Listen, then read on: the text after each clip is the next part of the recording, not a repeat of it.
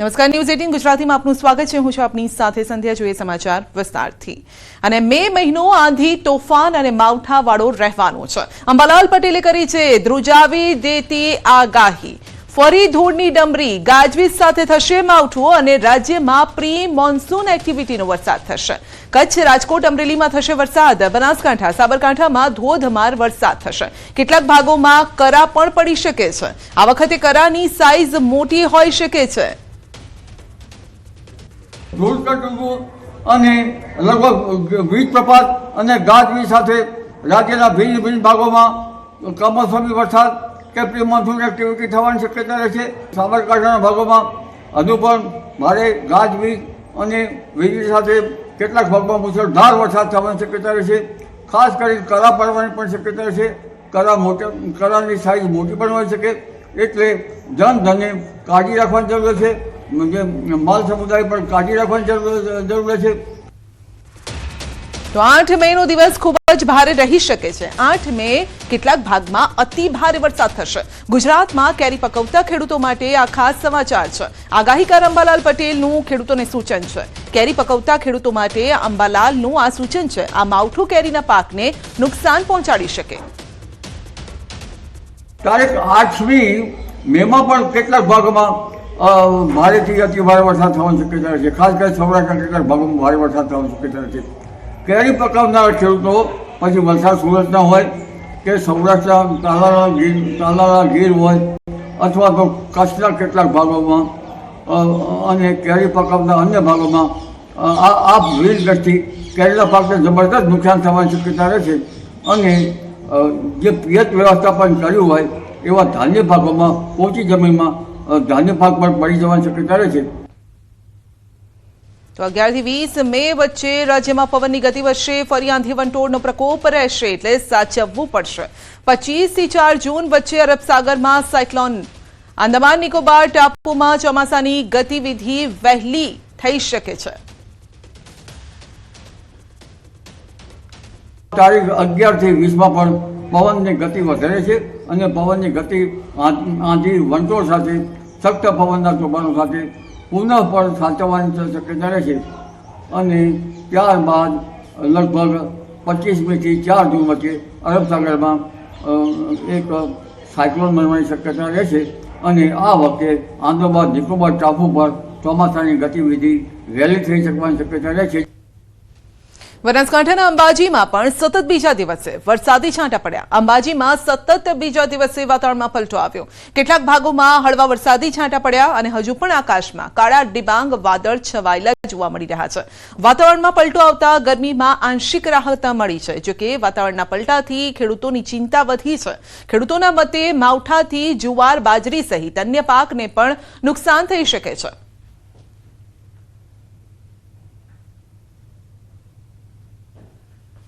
ગુજરાત સહિત દેશભરમાં વરસાદનું એલર્ટ અને તેમાં પણ ખાસ કરીને ઉત્તર ભારતના રાજ્યોમાં વરસાદની સ્થિતિ વધુ વિકટ છે।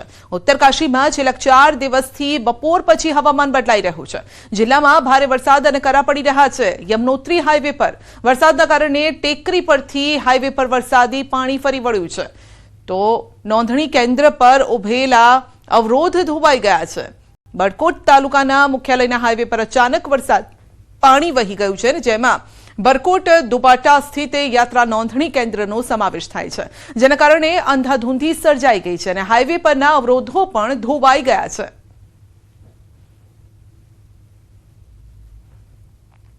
ઉત્તરકાશી ચિન્યાલીસોર વિસ્તારમાં ભારે કરા પડવાથી ખેડૂતોની કમર તૂટી ગઈ છે। તો ધારકોટ, દંડગાંવ, ખદરા સહિત ઘણા ગામોમાં સતત કરાનો વરસાદ પડી રહ્યો છે અને જે નુકસાન છે તે પણ અહીંયા મોટું છે। કરા પડવાથી ખેતરમાં ઉભેલો ઘઉંનો પાક સંપૂર્ણ નાશ પામ્યો છે। થોડા દિવસોમાં પાક લણવાની તૈયારી હતી અને ખેડૂતો હવામાનથી હવે પ્રભાવિત થયા છે। કરા પડવાથી માત્ર ઘઉં જ નહીં, ટામેટા, બટાકા, સફરજન, નાસ્પતિના પાકને પણ નુકસાન થયું છે। તો કરા પડવાથી સફરજનના ઝાડ પરના નાના ફળો ખરી પડ્યા છે, જેના કારણે ખેડૂતોને મોટું નુકસાન છે। 10 की आतर बिस्ट पट्टी के कई गांव में ओलावृष्टि होने के कारण किसानों की जो गेहूं की खड़ी फसल है उसको भारी नुकसान पहुंचा है। वहीं क्षेत्रीय बागवानों को भी भारी नुकसान हुआ है, क्योंकि उनके जो सेब, आड़ू, खुमानी आदि फलदार पौधों को भी भारी ओलावृष्टि होने के कारण भारी नुकसान हुआ है।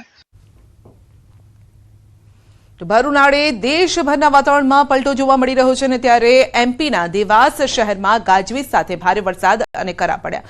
દેવાસમાં અચાનક હવામાન બદલાઈ ગયું અને શહેરમાં વટાણાના દાણા જેવા કરા પડ્યા હતા. વરસાદ પહેલા ભારે પવન, વાવાઝોડું સર્જાયું. પવનની ગતિ એટલી વધુ હતી કે ઘણા વિસ્તારોમાં વીજ પુરવઠો ખોરવાઈ ગયો હતો. ઘણા વિસ્તારોમાં વાયર તૂટવા लाग्या અને ફોલ્ટના કારણે કલાકો સુધી વીજળી ખોરવાઈ ગઈ.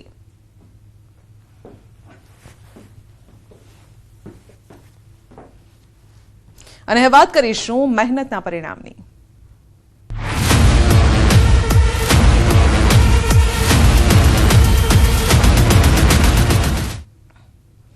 ધોરણ 12 અને ગુજકેટનું પરિણામ જાહેર થયું છે. વિજ્ઞાન અને સામાન્ય પ્રવાહનું પરિણામ જીએસસીબીની વેબસાઇટ પર જાહેર કરાયું છે.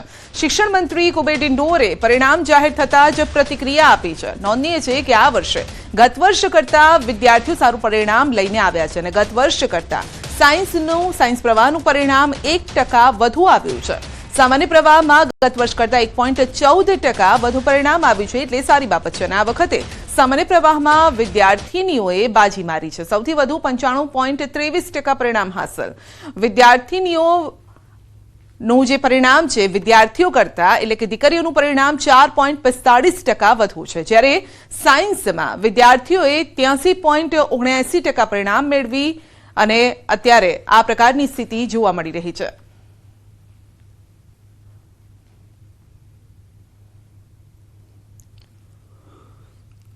કહેવત છે કે જો તમારા ઈરાદા બુલંદ હોય તો પથ્થરમાંથી પણ કાઢી શકાય છે પાણી, અને આ કહેવત સાર્થક કરી છે.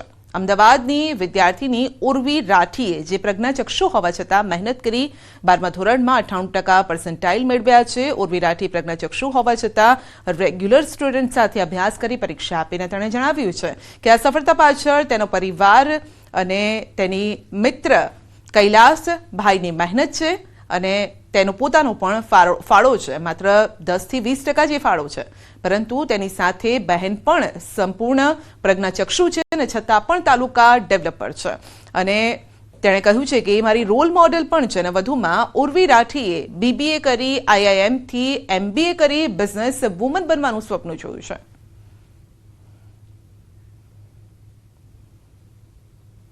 ધોરણ 12 સામાન્ય પ્રવાહનું પરિણામ જાહેર થયું છે. વિદ્યાર્થીઓમાં ખુશીનો માહોલ છે. આપણી સાથે એસબીકેની વિદ્યાર્થીની જે છે ઉર્વી રાઠી. ઉર્વી પોતે જે છે તે આંખે દેખી શકતી નથી, પરંતુ આ તકલીફને ઉર્વીએ ક્યારેય પોતાની વીકનેસ બનવા દીધી નથી અને હિંમતપૂર્વક તેણે આ 12 સામાન્ય પ્રવાહનું પરિણામ જે મેળવ્યું છે, જે પ્રકારે એણે મહેનત કરી છે અને એ મહેનત આજે રંગ લાવી છે. ઉર્વી આપણી સાથે. ઉર્વી, જે પરિણામ આવ્યું છે, શું પરિણામ? મારા 90% આવ્યા છે અને 98.55% આવ્યા છે. કેવી રીતે તૈયારી કરતા હતા ઉર્વીને? હું અત્યારે જો હું સ્પેશિયલી કહું તો મને રીડર્સ અને સતત કોઈને કોઈ હેલ્પર જોઈતું હતું કે જે મને વાંચીને સંભળાવે, અને મારી દરેક એક્ઝામમાં પણ મેં એવી રીતે તૈયારી કરી છે. એમાં જેમ કે કૈલાશ મારી બેસ્ટ ફ્રેન્ડ છે, એને એ છેલ્લા 3 વર્ષથી મારી જોડે 24 કલાક રહે છે અને હું ક્યારે બી કહું તો મને કંઈ બી વાંચીને આપે અને કદી કોઈ જ વસ્તુમાં ના નથી પાડી. એવી જ રીતે ઘણા રીડર્સ છે. એમાં મારો ભાઈ પ્રીત, એને એના કોલેજના 3 મહિના બગાડીને ફક્ત મને વંચાવવા માટે એ મારા ઘરે આવ્યો હતો. ખુશી જે મારા માટે 6-7 કલાક સળંગ વાંચી શકે એટલી કેપેસિટીથી મારા ઘરે આવીને મને વાંચવી આપતી હતી.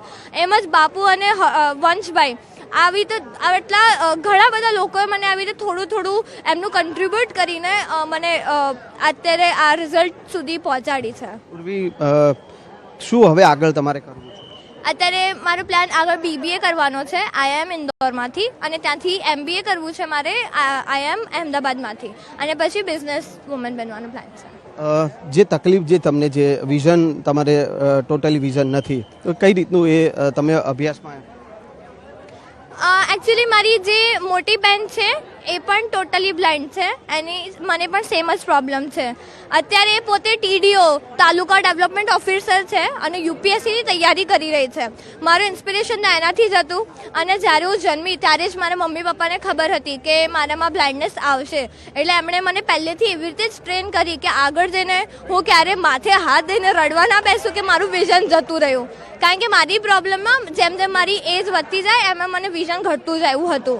પણ મારા મમ્મી પપ્પાએ હંમેશા મને એવી રીતે ટ્રેન કરી, એટલે અત્યારે મને એવો રિગ્રેટ નથી કે મારી જોડે વિઝન નથી તો હું કોઈ વસ્તુ કરી નથી શકતી. કારણ કે મને એટલો ભરોસો છે કે હું હોઉં ના હોઉં પાછળ મારી ફેમિલી એટલી સપોર્ટ છે જ. તો આ મારું મેઇન ઇન્સ્પિરેશન અને સપોર્ટ. તમે જે તમે પોતે દેખી નથી શકતા અને છતાં તમે નોર્મલ વિદ્યાર્થીઓ સાથે અભ્યાસ કરવાનું પસંદ કરો? આનું એક જ રીઝન છે કે જો હું પણ બ્લાઇન્ડ સ્ટુડન્ટ જોડે જ ભણવાનું નક્કી કરું તો એનો મતલબ મેં બી મારી બ્લાઇન્ડનેસને એક વીકનેસ માની લીધી, અને અગર હું માનીશ તો બીજા બધા લોકો પણ એ જ માનશે જે મને નહોતું જોઈતું. કારણ કે મને લોકો સિમ્પથી આપે સારી વસ્તુ છે, એને હું કદી એવી રીતે નહીં કહું, બટ મને એવું લાગતું હતું કે મારામાં એટલી કેપેબિલિટી છે કે હું કોઈની બી સિમ્પથી કે એના વગર કંઈક હું કરી શકીશ. મને ફક્ત લોકોનો સપોર્ટ જોઈતો હતો, એટલે મેં મારી બ્લાઇન્ડનેસ એક વીકનેસ તરીકે ના પણ એક સ્ટ્રેન્થ તરીકે સ્વીકારી અને નોર્મલ સ્ટુડન્ટ સાથે ભણવાનું નક્કી કર્યું. તો આ હતી ઉર્વી રાઠી, અને જે પરિણામ મેળવ્યું છે ઉર્વી અને એમના પરિવારોમાં જે છે તે અત્યારે ખુશી જોવા મળી રહી છે. કેમેરામેન નિલેશ સોસા સાથે સંજય ટાંક, ન્યૂઝ 18 ગુજરાતી, અમદાવાદ. ધોરણ 12 વિજ્ઞાન પ્રવાહ અને સામાન્ય પ્રવાહનું પરિણામ આવ્યું, અને જેમાં સુરતના ટોપર વિદ્યાર્થીઓએ પોતાની સફળતા પાછળનો રાઝ બતાવ્યો છે. મોટાભાગના વિદ્યાર્થીઓના મતે તેમની સફળતા મોબાઈલ છોડવા પછી જ મળી છે. આ વાત દરેક વિદ્યાર્થીઓ માટે ખૂબ જ મહત્વની છે.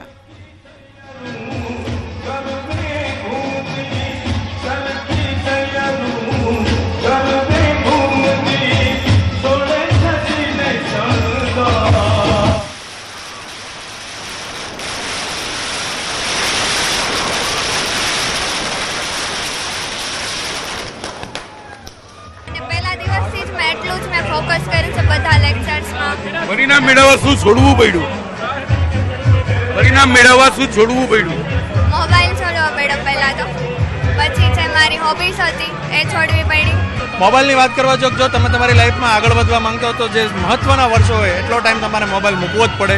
પછી લાઈફમાં એવા બહુ બધો સમય આવશે ત્યારે તમે એનો મેક્સિમમ યુઝ કરવો તો કરી શકો. સોશિયલ મીડિયા છોડવું જોઈએ અને તમારે ખૂબ મહેનત કરવી જોઈએ. તમને જે શિક્ષકો સલાહ આપે એનું પાલન કરવું જોઈએ, એટલે તમારું ખૂબ સારું પરિણામ આવશે. 96.4 બોર્ડમાં અને ગુજકેટમાં 118.75. આ મહેનત માટે શું છોડ્યું? મોબાઈલ એટલે મોબાઈલ છોડી દીધો એટલે પરિણામ? હા. કેટલી મહેનત? રોજ 6 કલાકની મિનિમમ. એમસી તંત્રના પાપે રિક્ષા ચાલક ખાડામાં પડ્યો છે. મકરબા રોડ પર પડેલા ભૂવામાં રિક્ષા ખાબકી. નાના ખાડામાં રિક્ષા પડતા મોટો ખાડો પડી ગયો અને રોડ પર આ ખાડો પડ્યો. અડધી રિક્ષા ખાડામાં જતી રહી ને અડધી બહાર દેખાતી હતી. બનાવમાં રિક્ષા ચાલક ગંભીર રીતે ઘાયલ થયો છે. રિક્ષામાં એક મહિલા અને બાળક પણ સવાર હતું. તો બનાવ બાદ એમસીએ બેરિકેડ લગાવી અને રોડ બંધ કર્યો છે. તો દ્રશ્યમાં આપ જોઈ શકો છો, હજુ તો ચોમાસાની સિઝન શરૂ નથી થઈ અને ત્યાં જ ભૂવા પડવાનું શરૂ થઈ ગયું છે. તો રિક્ષા ચાલક પણ લોહી લુહાણ થયો હતો. પેસેન્જર પણ અંદર હતા. એક મહિલા અને બાળક પણ સવાર હતું.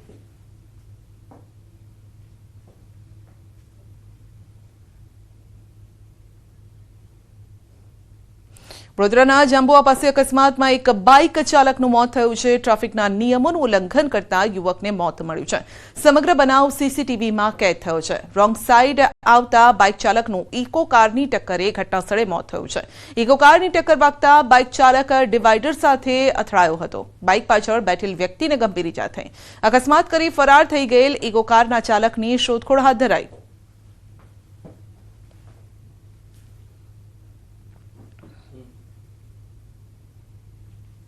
રાજકોટની વાત કરીએ તો કોરાડ ચોક નજીક ટ્રક અડફેટે સાસુ વહુના મોત થયા છે. ટ્રક ચાલકે 2 વ્હીલર પર જઈ રહેલા સાસુ વહુને અડફેટે લીધા અને અકસ્માત સર્જી ટ્રક ચાલક ફરાર થયો છે.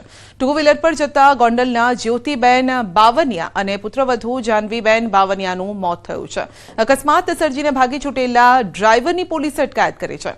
રાજકોટમાં જનોઈ પ્રસંગેથી પરત ફરવા જતા અકસ્માત નડ્યો છે. અકસ્માતની ઘટનામાં બંનેના પતિને પણ ઈજા પહોંચી છે.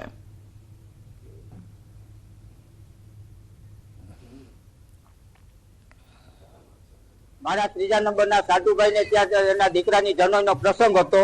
એ પ્રસંગ પતાવી અને મારા 2જા નંબરના સાટુભાઈ જે ગોંડલ રહે છે એ ગોંડલ જવા માટે નીકળ્યા અને કોરાટ ચોકડી પાસે સાઈડમાં ઉભા હતા ત્યારે પાછળથી આવી અને એક ટ્રક વાળા એ બંનેને હડફેટે લઈ અને ચકદી અને નાસી ગયો છે.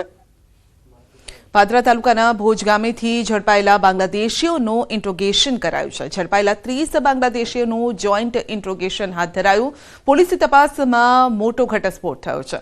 ચંડોળાથી પાદરા આવનાર 30 બાંગ્લાદેશીઓને વિક્રમસિંઘે આશરો આપ્યો હતો. ભોજ ગામના યુવાન વિક્રમસિંઘે ચંડોળામાં રહેતા બાંગ્લાદેશી યુવતી સાથે લગ્ન કર્યા હતા અને છેલ્લા 2 વર્ષથી વિદેશી પત્ની સાથે રહેતો હતો અને છતાં તંત્રને જાણ ન કરી.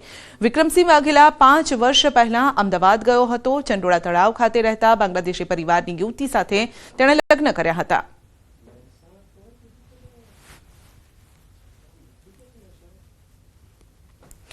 આગળ વધીશું અને અન્ય સમાચારની પણ વાત કરીશું કારણ કે આ વાત થઈ બાંગ્લાદેશી જે યુવતી સાથે લગ્ન કરવાની અને હવે વાત રાજકોટની. જેતપુરમાંથી વધુ એક બાંગ્લાદેશી મહિલા ઝડપાઈ છે. 294 પરપ્રાંતીય નાગરિકોની પૂછપરછ કરાઈ છે. બાંગ્લાદેશી મહિલા પાસપોર્ટ કે વિઝા વગર ઘૂસણખોરી કરી હોવાની માહિતી સામે આવી. પોલીસે દેસાઈવાડી વિસ્તારમાં રાજમા ઉર્ફે મુક્તા ઉર્ફે સિલા નામની મહિલાની અટકાયત કરી છે. શંકાસ્પદ મહિલાને પોલીસે નજર કેદ કરીને કાર્યવાહી કરી છે.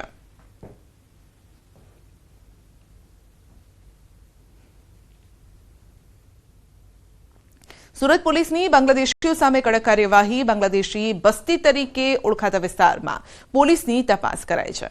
પોલીસની કાર્યવાહીથી બાંગ્લાદેશીઓમાં ફફડાટ છે તો કેટલાક બાંગ્લાદેશીઓ ઘર બંધ કરીને ફરાર થયા. પોલીસે ઘરના તાળા તોડીને કાર્યવાહી કરી છે. બાંગ્લાદેશીઓના પુરાવાની તપાસ કરાઈ છે. અગાઉ 120થી વધુ બાંગ્લાદેશી આ વિસ્તારમાંથી ઝડપાયા હતા.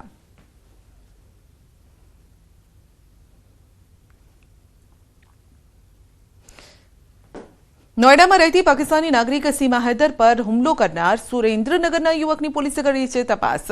સુરેન્દ્રનગર એ ડિવિઝન પોલીસે હુમલો કરનાર યુવક તેજસ જાનીના ઘરની તપાસ કરી. ઓમનગર વિસ્તારમાં રહે છે આરોપી તેજસ જાની. તપાસ દરમિયાન આરોપીના મકાનમાં તાળા લાગેલું જોવા મળ્યું હતું. આસપાસના લોકોને પૂછપરછ કરતા મકાન છેલ્લા 3-4 દિવસથી બંધ હોવાનું સામે આવ્યું. હુમલો કરનાર યુવક માતા પિતાના મૃત્યુ બાદ ઘણા વર્ષોથી ઘરે એકલો જ રહેતો હોવાનું પણ ખુલ્યું છે. તો આસપાસના લોકોએ યુવક તેજસ જાની માનસિક રીતે અસ્થિર હોવાનું જણાવ્યું છે.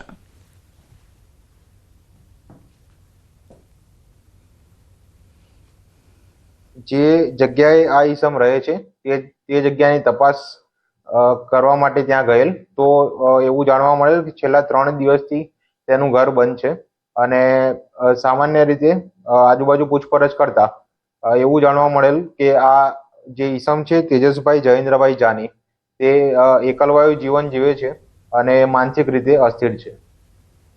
ગુજરાત હાઈકોર્ટના નવા 7 જજોનો શપથ ગ્રહણ સમારોહ યોજાયો. ગુજરાત હાઈકોર્ટના ચીફ જસ્ટિસની કોર્ટમાં શપથ ગ્રહણ સમારોહ યોજાયો. કાયદા મંત્રી ઋષિકેશ પટેલ અને ગૃહ રાજ્યમંત્રી હર્ષ સંઘવી પણ આ સમારોહમાં ઉપસ્થિત રહ્યા. ચીફ જસ્ટિસ સુનિતા અગ્રવાલે શપથ લેવડાવ્યા.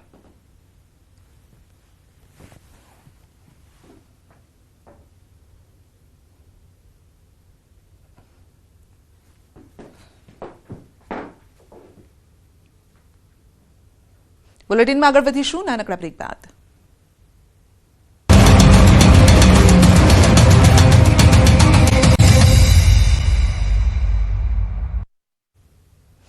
એમસી તંત્રના પાપે રિક્ષા ચાલક ખાડામાં પડ્યો છે. મકરબા રોડ પર પડેલા ભૂવામાં રિક્ષા ખાબકી હતી. નાના ખાડામાં રિક્ષા પડતા મોટો ખાડો પડી ગયો હતો અને રિક્ષા ડ્રાઈવરને પણ ઈજા પહોંચી છે. આ સાથે જ રિક્ષામાં સવાર એક મહિલા અને એક બાળકી હતા જેઓ પણ ગભરાઈ ગયા હતા, જેઓને પણ નાની મોટી ઈજા પહોંચી છે. આ દ્રશ્યો મેં આપને બતાવી રહ્યા છે. મકરબા વિસ્તારના આ દ્રશ્યો છે જ્યાં એક રિક્ષા ખાડામાં ખાબકી અને ત્યારબાદ મોટો ભૂવો પણ પડી ગયો. જો કદાચ લોકો આસપાસના લોકો બચાવવા ન આવ્યા હોત તો આખી રિક્ષા કદાચ એની અંદર પણ સમાઈ શકી હોત. સવાલ અત્યારે એ ઊભો થઈ રહ્યો છે કે હજુ તો ચોમાસાની શરૂઆત નથી થઈ, હજુ ઉનાળો ચાલી રહ્યો છે અને ત્યાં જ આ ભૂવા પડવાનું શરૂ થઈ ગયું છે. આમ પણ ભૂતકાળમાં અમદાવાદને ભૂવા નગરી જ કહેવામાં આવતું કારણ કે જ્યારે વરસાદી સિઝન આવે છે ત્યારે અનેક જગ્યાએ ભૂવા પડી જાય છે. તેનું કારણ એ પણ સામે આવ્યું કે માટી પોલી છે જેના કારણે ઉપર જે ડામર પાથરી દેવામાં આવે છે અને તેના કારણે એક્ઝેક્ટ જે સ્ટ્રક્ચર રહેવું જોઈએ એ રહેતું નથી. તો આ અંગે જ વધુ અપડેટ મેળવીશું. સહયોગી ગૌતમ આપણી સાથે જોડાયા છે ને તે ગ્રાઉન્ડ ઝીરો પર અત્યારે ઉપસ્થિત છે. જી ગૌતમ, હજી ચોમાસાની શરૂઆત નથી થઈ પરંતુ ભૂવા પડવાનું શરૂ થઈ ગયું.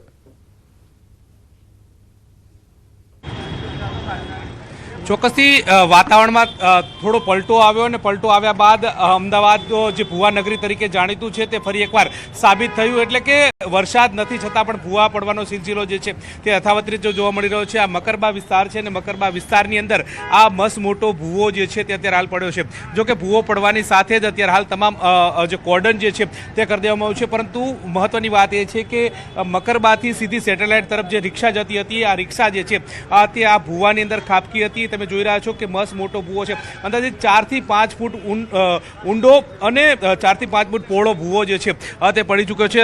અને આ રિક્ષામાં સવાર જે 2 થી 3 લોકો હતા તે ઘાયલ થયા છે. મહત્વની વાત સાથે તે છે કે તમામ લોકો અત્યારે જોઈ રહ્યા છો કે ભૂવો પડવાની સાથે અહીંયા આવ્યા હતા અને તેમણે સુરક્ષિત સ્થળે લોકોને ખસેડવાની જહેમત જે છે તે પણ ઉઠાવી હતી. આ રિક્ષાની હાલત તમે જોઈ રહ્યા છો કે આ રિક્ષા જે છે તે જુહાપુરા એટલે કે મકરબા વિસ્તારથી લઈને સેટેલાઇટ તરફ જતી હતી અને ત્યાં જ અચાનક આ ભૂવામાં ખાબકી હતી. રિક્ષાના જે આગળનો ભાગ જે છે તેના દ્રશ્યો તમે સાફ રીતે જોઈ રહ્યા છો કે કેવા પ્રકારની હાલત રિક્ષામાં થઈ છે. જો કે ડ્રાઈવરને ઈજા આવી છે અને સાથે સાથે પાછળ બેઠેલી જે એક મહિલા જે છે તેને પણ આ રિક્ષાની અંદરથી પસાર થતા તેને ઈજા થઈ હોય તે પ્રકારની બાબતો જે છે તે સામે મળી રહી છે. અત્યારે હાલ તમે જોઈ રહ્યા છો કે આ પ્રકારની સ્થિતિ જે છે તે જોવા મળી રહી છે.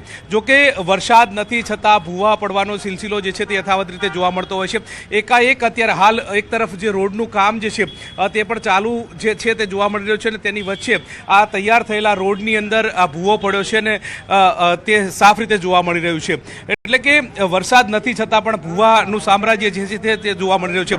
વરસાદ થતો હોય છે ત્યારે અમદાવાદની અંદર અનેક સ્થળોએ આ પ્રકારના ભૂવા જે છે તે જોવા મળતા હોય છે. ક્યારે આ ઘટના ઘટી હતી અને શું થયું છે? લગભગ આજે સવારે થઈ છે રોહિતભાઈ. આ ઘટના લગભગ અડધો કલાક પહેલાં ઘટી છે અને એની અંદર સામાન્ય માણસ રિક્ષા લઈને જતા હતા, એમાં ભૂવો પડ્યો એટલે એ થોડા ઇન્જર્ડ થયા છે. અને કોર્પોરેશન તરફ જાત ગાડી અહીંના કાઉન્સિલરો શ્રીએ 10 જ મિનિટની અંદર બધું કોર્ડિનેટ કરાવી દીધું, ટોટલ રોડ બંધ કરી દીધું. એટલે કોઈ જાનહાનિ થઈ નથી, પણ કોર્પોરેટર શ્રીએ તરત એના ઉપર ફોલોઅપ લઈને કામ પૂરું કર્યું છે. વરસાદ નથી છતાં ભૂવા પડે છે. આવું ન થવું જોઈએ, આવું ન થવું જોઈએ અને અંદર ઠોસ માલ નાખવો જોઈએ. હા, આવું સામાન્ય માટી નાખે તો થવાનું છે આવું. અને મોટા મોટી ફોલ્ટ કે આ રોડમાં એ જ કન્ડિશન છે. અને ચોમાસું આવશે શું હાલત થશે? આ રોડની મેઇન રોડ છે, મેઇન એરિયા છે, અને જો આવું થાય તો બહુ ખોટું કહેવાય. ભ્રષ્ટાચાર છે બધો જ્ઞાનનો. જેને તમે ક્યાં રહો છો? સામે જ બિલ્ડિંગમાં, સામેની બિલ્ડિંગમાં, સામે બિલ્ડિંગ રિચમન્ડ ગ્રાન્ડ અહીંયા સ્વાતિ ગાર્ડન. આ પ્રકારની ઘટનાને તમે કેવી રીતે એક નાગરિક તરીકે જોઈ રહ્યા છો? આવું થવું ન જોઈએ અને જાનહાનિની જીવની કિંમત માણસોની, અને આ તો બહુ ખરાબ કહેવાય. કાર બાર તો શું થાય, બધા પેસેન્જરો તો શું હાલત થાય, મોટું વાહન તો શું હાલત થાય.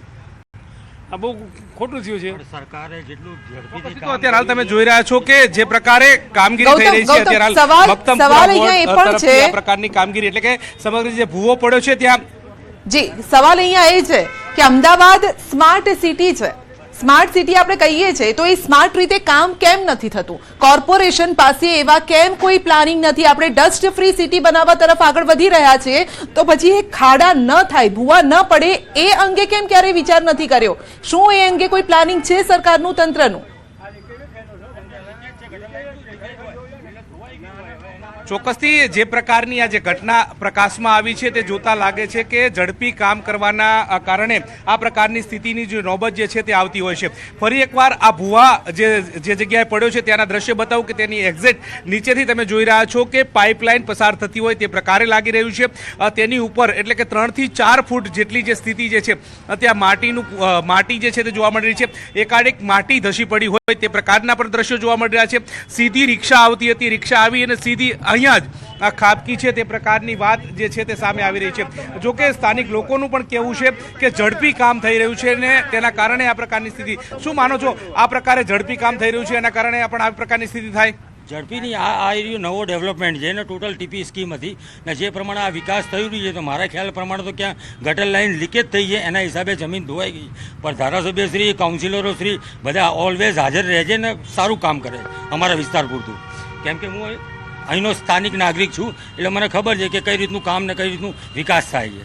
વિકાસ થાય છે, પરંતુ વિકાસની સાથે સાથે તમે જોઈ રહ્યા છો કે જે પ્રકારે રોડની અંદરની જે સ્થિતિ જે છે તે સર્જાઈ છે, જેના કારણે એક તરફનો રોડ જે છે તે પણ સંધ્યા બંધ કરવાની નોબત જે છે તે આવી છે. એક તરફ કામ ચાલુ હોય ત્યારે લોકોને પણ હાલાકીનો સામનો કરવો પડતો હોય છે. રોડનું કામકાજ ચાલી રહ્યું છે, જેના કારણે જે રસ્તો બંધ કરવામાં આવ્યો છે ને એ વધુ એક ભૂવો જે છે તે પડ્યો હોય તે પ્રકારની વાત જે છે તે સામે રહી છે. આ ગાબડું મોટું જે છે તે રોડની અંદર પડ્યું છે, જે સાફ રીતે દર્શાવે છે કે લોકો જે છે તે પરેશાન થઈ રહ્યા છે. અત્યારે હાલ તમે જોઈ રહ્યા છો કે જે પ્રકારે ભૂવો પડ્યો છે ને તેના કારણે રોડ રસ્તા બંધ કરી દેવામાં આવે છે.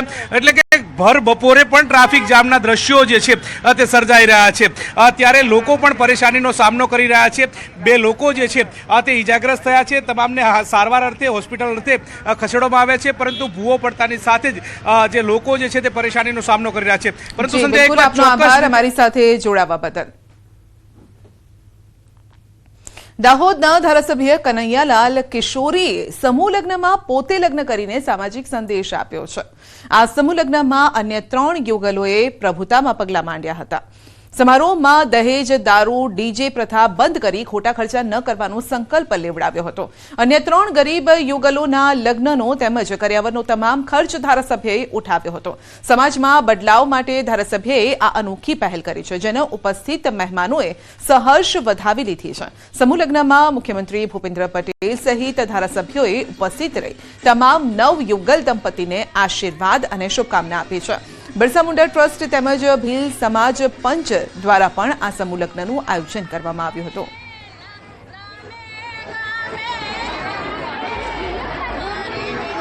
દાહોદ ધારાસભ્ય શ્રી કનૈયાલાલ કિશોરી સાહેબ અને બાકીના 3 જોડા એમ કુલ 4 જોડાના સમૂહ લગ્નો સંપન્ન કરવામાં આવ્યા. ધારાસભ્ય શ્રી દ્વારા સમૂહ લગ્નનો તમામ ખર્ચ ઉપાડેલ. બુલેટિનમાં અત્યારે બસ આટલું જ. રજા આપશો. નમસ્કાર.